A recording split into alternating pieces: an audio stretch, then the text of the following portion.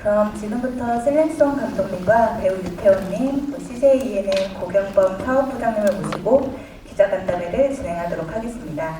네, 앞으로 모셔보도록 하겠습니다.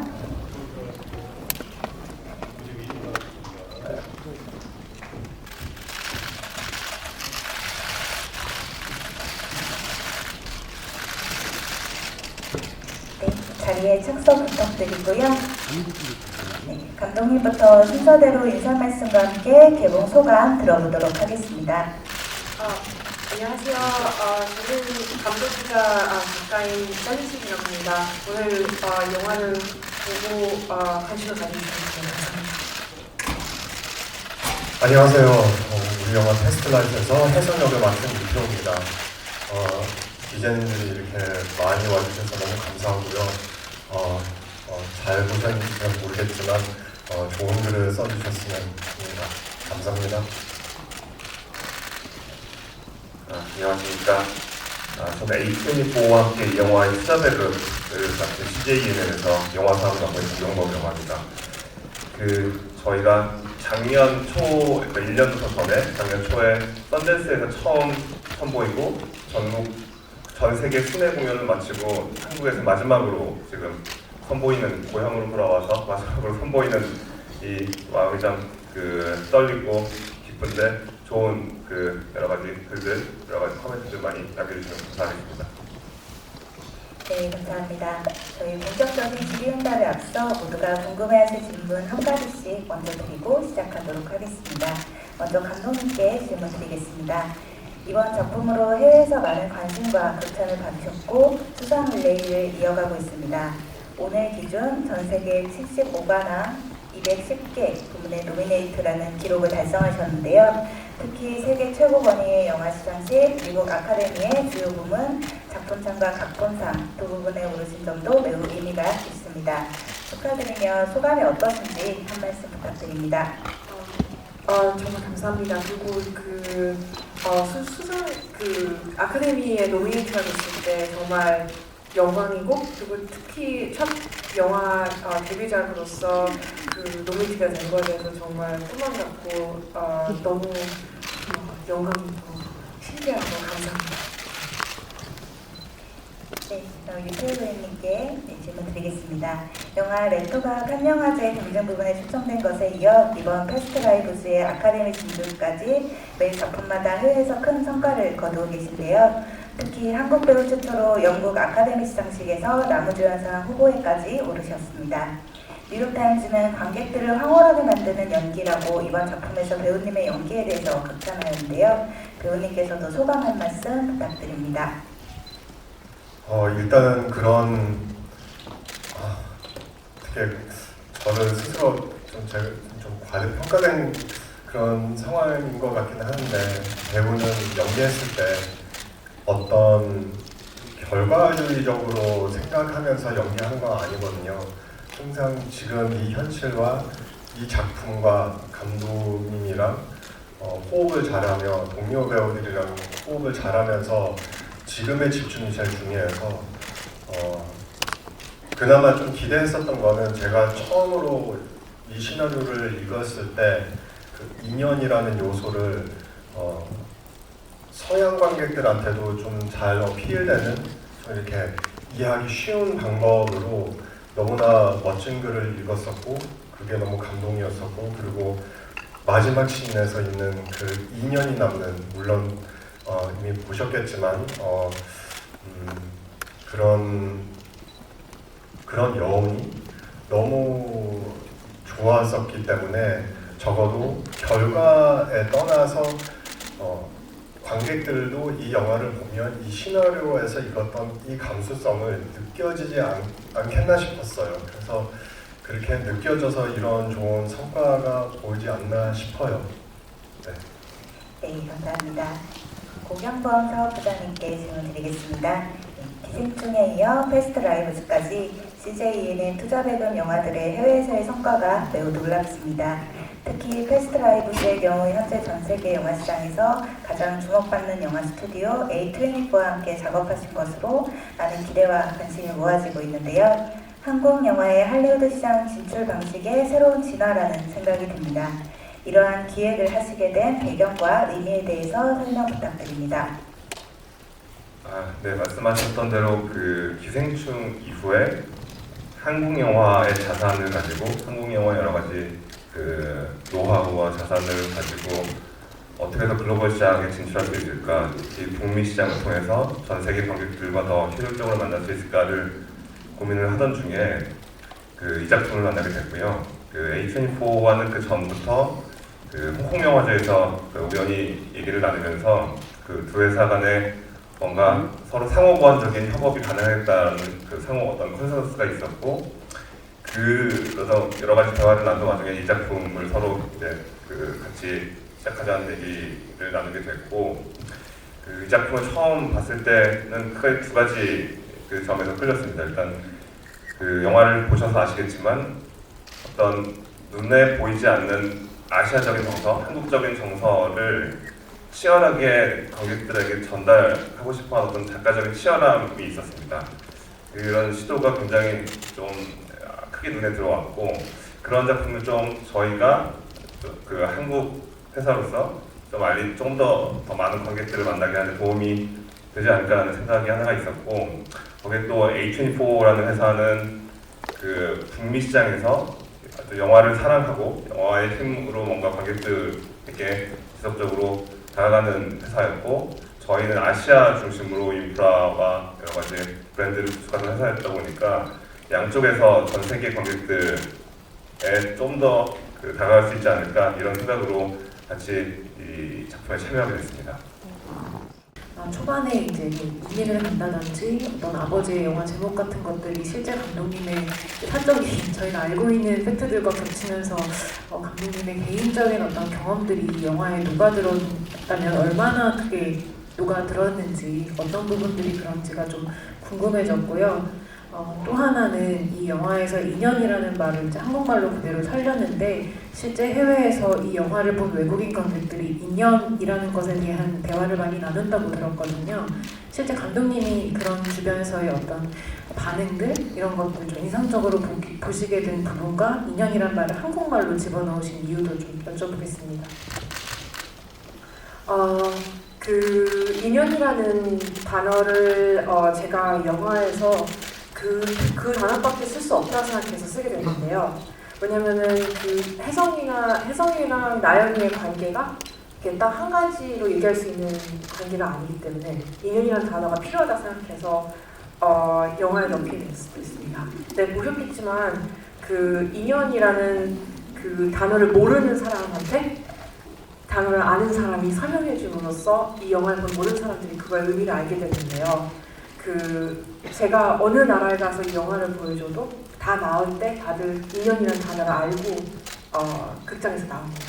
근데 인연이라는 게 한국어지만 이 인연의 감정이나 이 안의 느낌은 전 세계에 누구나 이해할 수 있는 거여서 다들 나 그런 감정이 있었던 적이 있긴 했는데 그 감정이 이름이 없었기 때문에 그 덕분에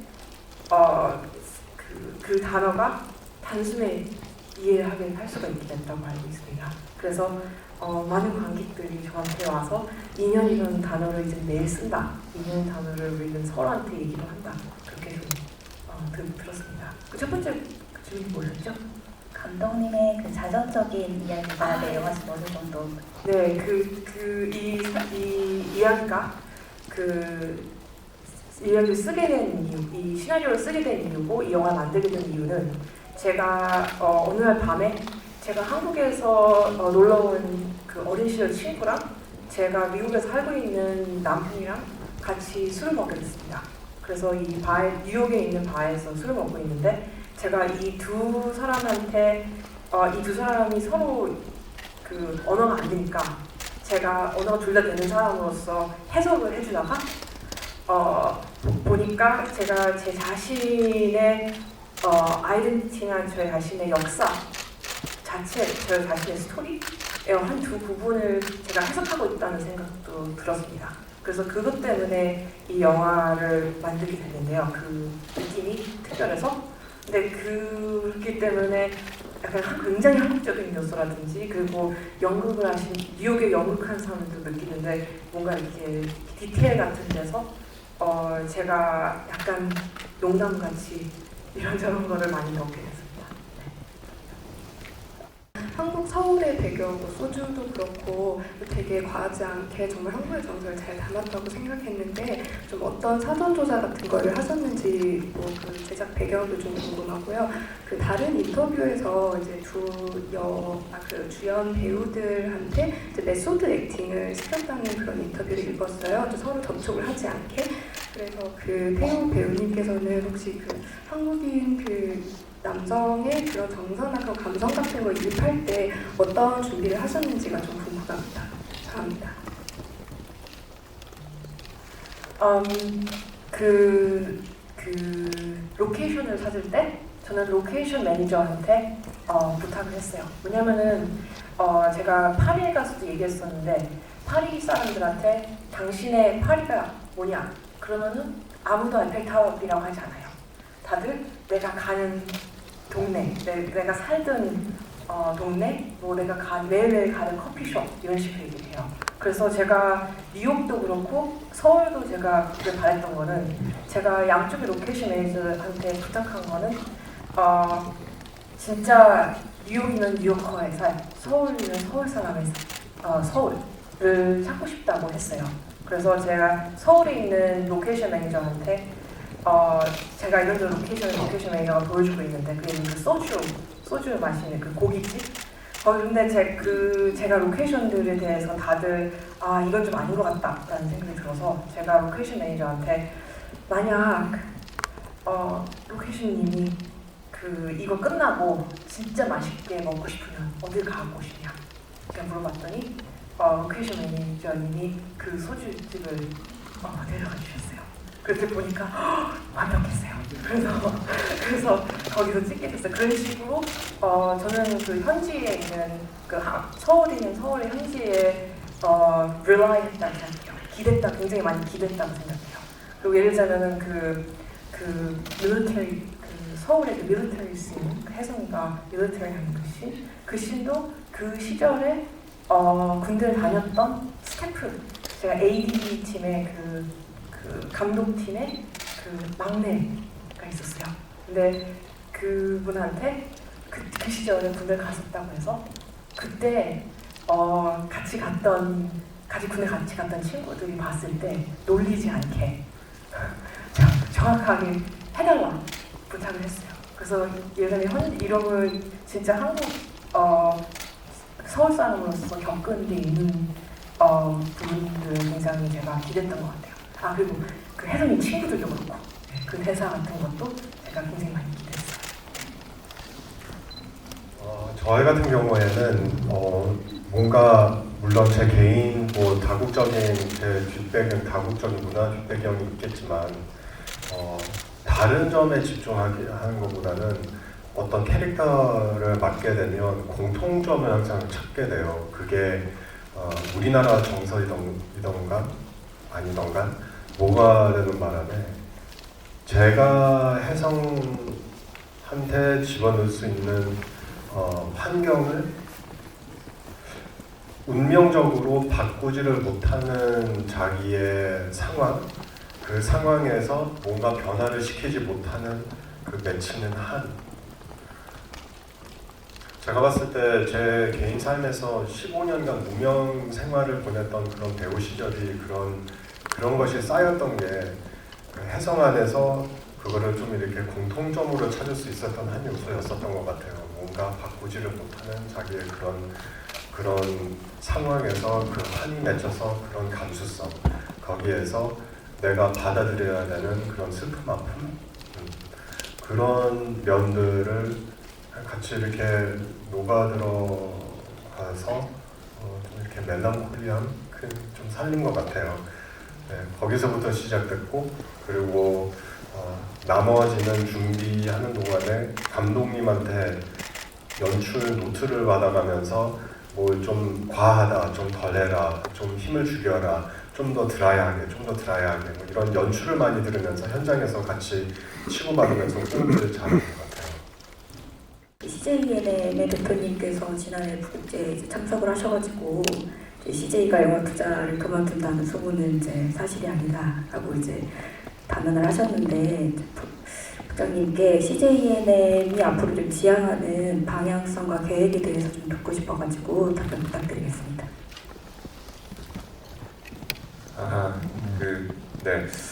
일단 지금 잘 아시겠지만 영화 시장이 그 코로나 이후에 또 그 여러 가지 OTT 플랫폼이 그 일반화된 시대에 사실 그 크게 변화를 맞고 있는 시기를 지나고 있는데 사실 지금 같은 시대에는 예전에 저희가 했던 비즈니스 모델, 성공했던 모델의 연장선상에서 뭔가를 하기보다는 지금 뭐 사실 패스트라이브도 그런 시도 중에 하나라고 볼 수 있는데 전 원점에서 그 작품 자체의 그 가치를 보고 그다음에 이 작품이 만날 수 있는 관객들이 누가 있을까를 조금 지금까지와 좀 역방향으로 과거에는 관객들이 이렇게 있고 거기에 기본적인 수요들이 있고 거기에 맞춰서 어떻게 보면 그런 수요 예측에 따라서 영화들을 기획하고 만들었다면 지금부터는 그 원점에서 그 기존의 어떤 비즈니스 모델이나 수요가 어떻게 보면 지금 더 이상 유효하지 않다고 보고 원점에서 작품 자체의 가치를 그 어떤 식으로 확장시킬 수 있을까에 대한 조금 추상적이긴 하지만 그런 관점에서 접근을 하려고 하고 있습니다. 그래서 일단 영화관에 적합한 콘텐츠가 뭔지, 그런 장르가 뭔지, 뭐 이런 점에 집중해서 지금 그 기획을 하고 있고요. 그리고 또 여러 가지 미디어 관점에서도 좀 지금 바뀐 미디어 환경에 적합한 방식의 유통 방식이 뭘지 이런 것들 중심으로 많은 고민을 하고 있습니다. 그래서 기존과는 조금 다른 방식으로 원점에서 사실 저희가 CJ가 90년대 영화를 시작했을 때의 마음으로 초심으로 돌아가서 다시 영화를 시작하는 마음으로 사업을 다시 전개를 하려고 하고 있습니다. 먼저 그 부장님께 질문을 드리고 싶은 게 처음으로 A24랑 얘기를 하실 때 이 각본을 어떻게 발굴하게 되셨는지 그 과정이 궁금하고요. 그리고 이 영화를 한국 영화, 미국 영화로 보시는지 아니면 한미 합작 영화로 보시는지도 궁금합니다. 그리고 셀린송 감독님께 질문 드리고 싶은데요. 그레타리 배우를 어떤 과정으로 캐스팅하셨는지 궁금하고 또 찾아보니까 이제 영화에서도 등장하지만 희곡 플레이라이트가 훨씬 더 본인의 아카데믹한 배경에 가까운 것 같은데 이 패스트 라이브즈 전에 어떻게 영화 연출을 어떤 계기로 공부하셨고 시작하게 되셨는지가 궁금합니다. 일단 아까 말씀드렸듯이 A24와 뭔가 협업을 할 수 있는 이제 프로젝트를 찾아보자라고 하던 그 와중에 A24에서 먼저 이 프로젝트를 제안을 했었습니다. 그래서 여러 가지 한국적인 요소들이 많고 한국에서 촬영 분량이 한 3분의 1 정도 되고 한국 캐스트가 필요한 좀 어떤 한국적인 노하우나 여러 가지 좀 도움이 많이 필요한 작품이다 보니까 이 작품을 함께 하면 좋겠다는 제안을 먼저 해서 시나리오를 읽게 됐고요. 질문이 하나 더 있었는데 됐을까요? 네. 하나씩만 부탁드릴게요. 감독님, 그레타리 배우. 그레타리 배우는 그 오디션을 테이프를 했어요. 그래서 테이프를 제가 진짜 몇백 개를 봤는데 그 중에 그레타리 배우랑 하고 싶게 돼서 제가 만나서 오디션을 거의 한 3시간을 하고 그 다음에 캐스팅을 하게 됐어요. 셀린송 감독님께 질문 하나 드리고 싶은데요. 영화 보면서 좀 애틋함이라는 감정을 영화로 만든다면 아마 이런 영화가 아닐까 좀 생각을 했는데요. 그만큼 영상미에서 나오는 아름다움도 있었고 가슴 아린 대사들이 좀 많았어요. 그래서 이런 부분들이 좀 자전적인 경험에서 바탕이 되신 건지 아니면 극작가 하시면서 조금 머릿속에 심상이나 이런 게 떠오른 것이 있어서 영화에 반영이 되었는지 궁금합니다.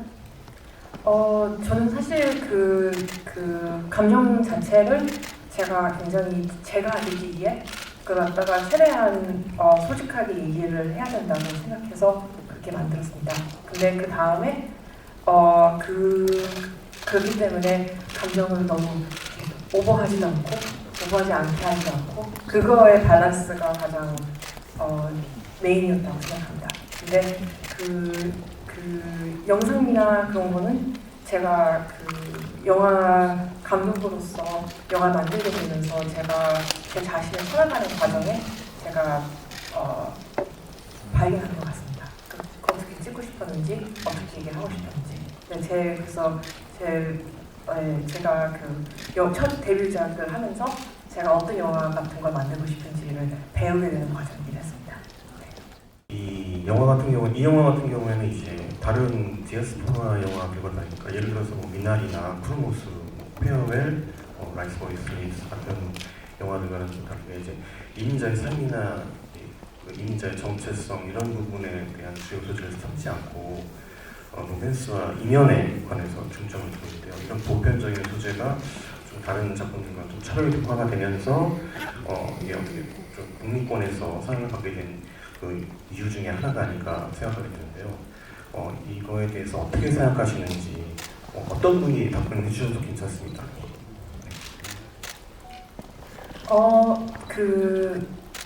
이 이야기는 이민자에 대한 얘기이기 때문에 제가 생각하기에는 이민을 한 기억이 있든지 아니면은 그냥 이사를 어딘가에 갔을 수도 있더라도 그리고 사실 나이를 먹으면서 저는 더 이상 연주선이 아니거든요.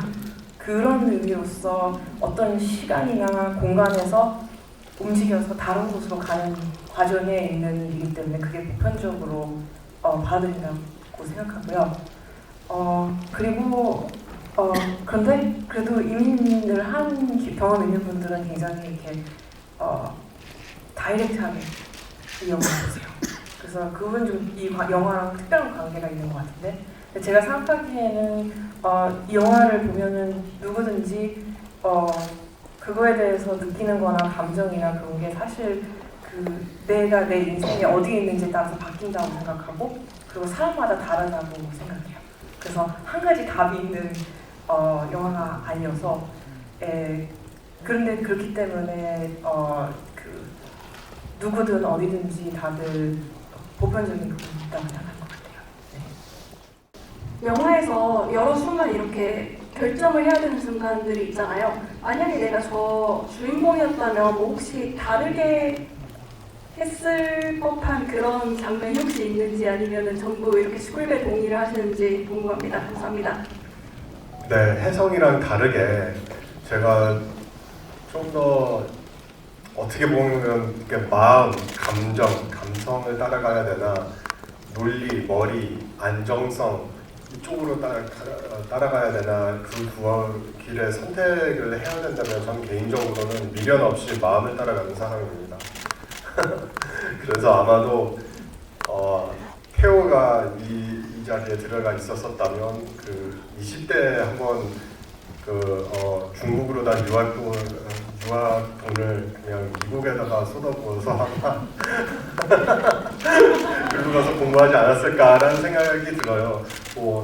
조금 더 먼 상황이지만 공대 나왔으니까 뭐 실리콘밸리에 가면서 중간에 좀 시간 될 때 뉴욕 갔다 갔다 하면서 조금 더 가까워질 수 있게끔 조금 논리는 완전히 포기하지도 못하니까 근데 이제 그냥 그런 것 같습니다. 네. 이 작품이 좀 배우님에게 어떤 작품이라고 느껴지시는지 궁금한데요. 어떻게 보면 영화제에서도 후보에 오르고 하는 성과들이 또 특별하게 느껴지실 수도 있을 것 같은데 좀 말씀 부탁드립니다. 저한테는 인생을 바꿔주는 작품이에요. 한 배우 인생에서 커리어에서 그런 인생 바꿔주는 작품들이 한 번씩 올 수 있는 것도 너무 어려운 건데 이렇게 와서 일단 결과적으로 봤을 때는 그렇게 보일 수는 있겠지만 개인적으로도 그런 것 같아요. 왜냐면 제가 혜성 역할을 완벽하게 소화하기 위해서 인연이라는 요소를 그 철학을 완벽하게 소화시켜야 됐었거든요. 인연이라는 요소를 불교 철학에서 나오는 건데 그거를 믿고 이 연기를 해야 이 연기가 나올 수 있겠다 싶었어요. 그러다 보니 영화를 한 번씩 어떤 역할을 맡고 나서 항상 조금씩은 이렇게 남겨있고 이제 떠나는 거잖아요. 작품이 끝나고 나서. 그러니까 제가 제 일을 일을 공격하는 방식이 완전히 달라졌어요. 옛날에는 어떻게 보면 교과서에서 나온 그런 아주 기술적으로 연기를 접근했었다면, 만약에 제가 앞으로도 맡아야 될 캐릭터들에 관한 인연이란 철학 요소를 개입을 시키면, 제가 저를 이 캐릭터가 되기 위해서는 저를 스스로 무슨 이력서나 기술로 더 이상 설득시킬 필요 없거든요. 이미 다 한 번씩 살고 있는 영혼들이 떠돌아다녀요. 단지 제가 그 영혼을 받고 연기해야 되는 거니까, 제 개인 삶이, 제 개인 철학과 이 세상에서 제 위치와 제 여기서 남아있는 이유가 무엇인가에 관한 생각을 많이 하게 된 작품이에요. 그러니까 뭐 커리어 면에서 이렇게 얘기하면 이제 앞으로도 많은 기회들이 생기겠지만, 그런데 개인적으로 너무나 큰 영향을 끼칠 작업이라서 너무 감사하게 생각해요. 그 비슷한 시기에 개봉하는 그 메이 디셈버의 그 토드 헤인즈를 비롯해서 그 유명 작가들의 데뷔작을 이렇게 줄곧 제작해온 크리스틴 버천의 이름을 우연히 오늘 보게 됐는데요. 어떤 인연으로 그 제작을 하게 됐고, 영화 제작에 어떤 도움이나 조언을 얻었는지 궁금합니다. 크리스틴 버션이랑 킬러 필름스 이 영화를 만들게 된 계기는, 그 크리스틴 버션은 그 뉴욕시티 인디펜던트 인디 영화의 그 심장이라고 할 수 있는 분이고, 그리고 컴퍼니도 진짜 35년을 영화를 만든 컴퍼니예요. 그래서 저는 사실 데뷔작으로서 제가 필요하다 생각했던 거는 experience.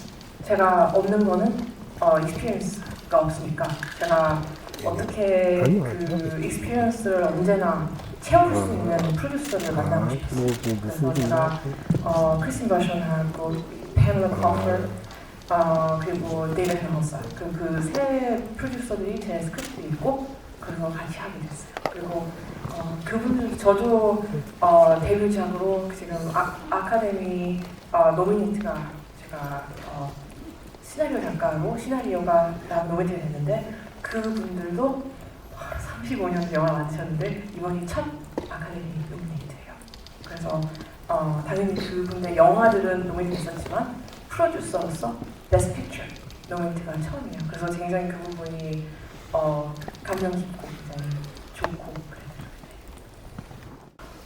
아까 공연부부장님께서 좀 순회 공연 이런 표현을 쓰셨던 것 같은데, 아버지께서 영화를 하셨던 나라에 다시 돌아와서 다시 이 영화라는 매체와 그리고 한국이라는 나라와 다시 인연을 맺은 그 소감이 정말 진짜 좋았습니다.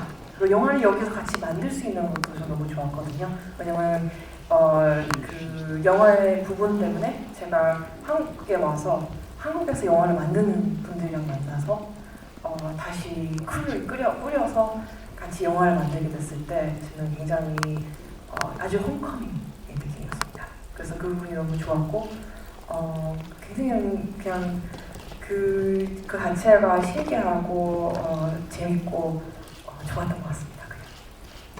마지막 장면이 제가 좀 인상 깊었는데요. 그러니까 나영이 아서와 이제 집으로 올라가는 장면에서 끝날 줄 알았는데, 이제 그 혜성이 뉴욕을 떠나면서 차 안을, 그러니까 바깥을 바라보는 그 장면으로 끝이 나더라고요. 근데 그게 영화 초반부에 그 어린 혜성이 데이트 끝내고 이제 가면서 그 차 안에 그 부분하고 좀 겹치는데, 이게 어떤 의미를 갖고 있는지 좀 궁금하고, 그걸 연기를 하신 그 배우님도 어떤 마음으로 끝나서 후련하다 이런 거였는지, 아니면 진짜로 어떤 감정을 느끼면서 그거 그 짧은 장면이지만 그거를 설명해 주시면 좋을 것 같습니다. 저 마지막 씬에 그 혜성이랑 노라가 우버까지 걸어갔다가 차를 타고 혜성이가 떠나고 노라가 집으로 가는 그 길이 그 길 자체에서 그 마지막 씬이 나왔다고 생각해요. 왜냐면 그 걷는 그 이스트빌리지 뉴욕의 길은 타임라인이라고 생각하시면 되거든요. 그래서 혜성이랑 노라는 과거로, 현재에서 과거로 걸어가는 거예요. 이게 타임라인이에요. 그래서 걸어가서 거기서 우버에서 2분을 기다렸다가 우버가 오면은 혜성이를 데리고 과거로 가요. 그러면은 거기서 나영이는 서서 잠깐 있다가 근데 그때 그 스커트 치마를 보면 치마가 약간 과거로 바람이 치마를 과거로 이렇게 보내려고 해요. 근데 나영이는 뒤를 돌아서 현재로 다시 걸어가서 집으로 돌아가게 돼요. 근데 거기서 혜성이가 마지막 씬인 그 혜성이가 떠나는 그 차 안에 있는 씬은 보시면은 거기에 디렉션도 방향이 혜성이도 과거에서 미래로 나아갈 수 있는 방향이에요. 그래서 저는 혜성이로 끝내야 된다 생각했어요. 왜냐면 혜성이도 괜찮아야 되니까. 혜성이도 이 이야기에서 앞으로 나아가야 되니까. 그래서 그건 중요하다고 생각했고, 그리고 그 어린 시절의 그 씬은 그 어린 시절에는 그 나영이가 옆에서 자고 있잖아요. 기대고. 근데 마지막 씬에서는 어린 나영이가 더 이상 기대고 자고 있지 않아요. 그리고 혼자서 한국으로 돌아가는데 마음으로는 어린 나영이가 같이 있겠죠. 그래서 그런 생각을 했고, 그 제가 그 얘기를 했는데 유태우 배우랑 얘기했을 때 그 씬에서 감정이 뭐냐 했을 때 제가 엄청 피곤하고 후련하다 이렇게 얘기했던 것 같아요. 네, 맞아요. 그 마지막 장면에도 해가 막 뜨고 있는데 너무나 막 뜨는 해에서 찍으면 안 되니까 시간을 쫓아가면서 막 급하게 찍은 그런 급한 건 아니었었지만 조금 정신없이 막 그 다리를 넘어가서 찍었는데, 근데 두 테이크에 한 테이크가 나왔었던 기억이 있어요. 그런데 첫 번째는 제가 조금 더 피곤한 모습으로 그냥 표정을 지었고, 그 다음에 이거보다 조금 더 이제 그 영어 단어가 closure라는 단어가 있거든요. 그러니까 뭐 그 끝맺음의 해석? 그런데 그거를 조금 더 긍정적으로, 그러니까 좀 더 그 긍정적인 느낌만 주었으면 좋겠다 해서 살짝 그 느낌을 준비하고 딱 넘어갔는데 오케이가 나오더라고요. 그래서 네, 그런데 네, 좀 더 행복하게. 근데 나중에 이제 연출적으로 거기까지 다 생각하시면서, 그러니까 왼쪽에서 오른쪽으로 가는 그 타임라인, 미래와 과거와 현재의 관계, 이건 나중에 알게 됐어요.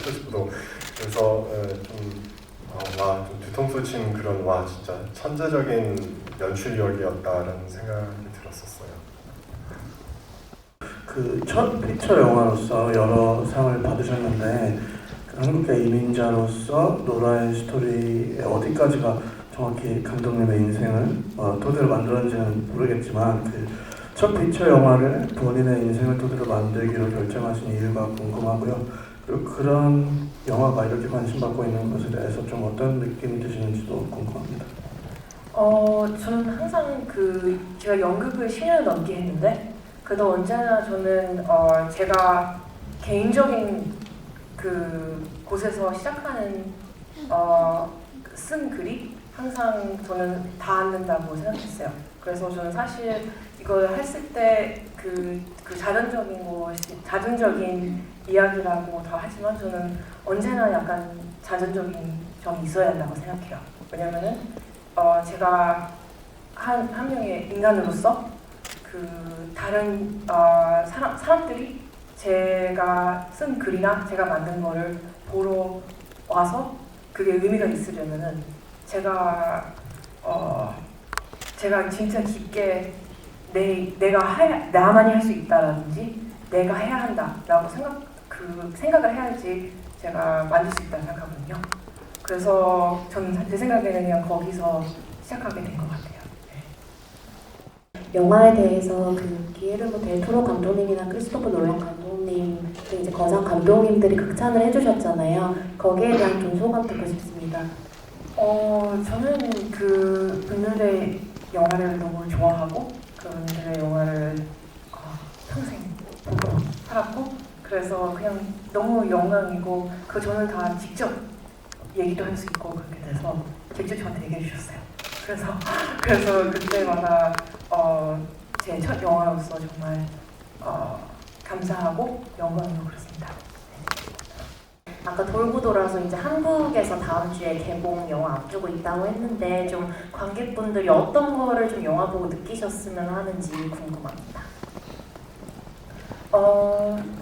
제 생각에는 그 영화가 누가 언제 보는지에 따라서 저는 그 느끼는 감정이나 그 바라보는 시각이 다르다고 생각해요. 그래서 제 생각에는 무조건 오픈한 마음으로 와주셨으면 좋겠다고 생각해요.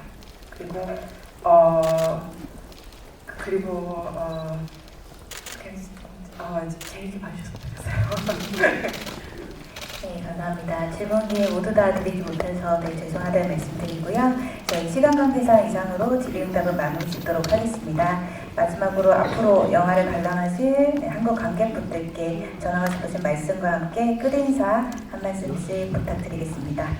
네, 사업부장님부터 부탁드릴게요. 아까 전 세계 순회 공연 마치고 돌아왔다고 말씀드렸는데 그동안 이 영화 개봉 왜 안 하냐고 계속 주변에서 고문을 많이 받았습니다. 드디어 이제 개봉 보여드릴 수 있게 돼서 참 기쁘기도 하고 떨리기도 하고 그런데 참 좋은, 사실 이 영화는 응원이 필요한 영화입니다. 잘 아시겠지만 마블 시리즈도 아니고 나는 큰 예산으로 만든 블록버스터도 아니고 좀 낯선 영화일 수 있어서 이미 보신 분들 그리고 여기 앉아 계신 여러 기자분들 이런 분들의 좀 응원과 지지를 통해서 사실 좀 커가는 영화이기 때문에 좀 좋은 글들 부탁드리겠습니다. 감사합니다.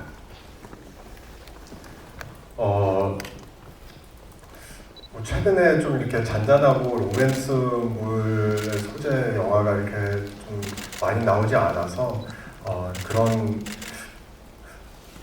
갈증이 많이 느껴졌어요. 특별히 해외에서 많은 분들이 보고 나서 이런 영화가 내가 지금 이 시점에 필요했었구나 라는 것을 깨달은 그런 관객분들이 많더라고요. 그리고 우리한테 와서 그런 얘기도 하고 그래서 좀 편한 잔잔한 로맨스물 영화, 자극적이지 아니어도 되게 감동될 수 있는 그런 영화라 많은 분들이 찾아와 주셨으면 좋겠습니다. 네, 감사합니다. 말씀하셨듯이 저는 어디를 가든 이 영화는 인디 영화고 이런저런 것 때문에 말씀하신 것들 때문에 진짜 관심을 가져주시고 기자님들 없으면 어디서도 잘 될 수가 없습니다. 그래서 진짜 여기 와주셔서 이거 봐주시고 얘기해주시고 이것저것 물어봐주시고 그래서 진심으로 감사합니다. 저는 언제나 그거에 대해서 너무 감사하게 생각합니다. 네, 감사합니다. 네, 그럼 저희 무대 정리하고 포토타임 시간 갖도록 하겠습니다. 잠시만 자리에 앉아서 기다려주시기 바랍니다. 저희 스태프분들은 무대 정리 부탁드릴게요.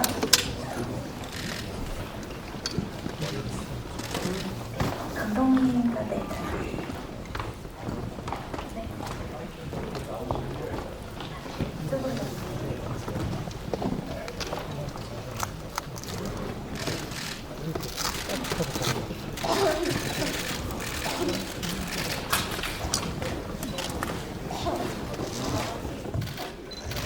이게 쑥쑥 닥치더라고요.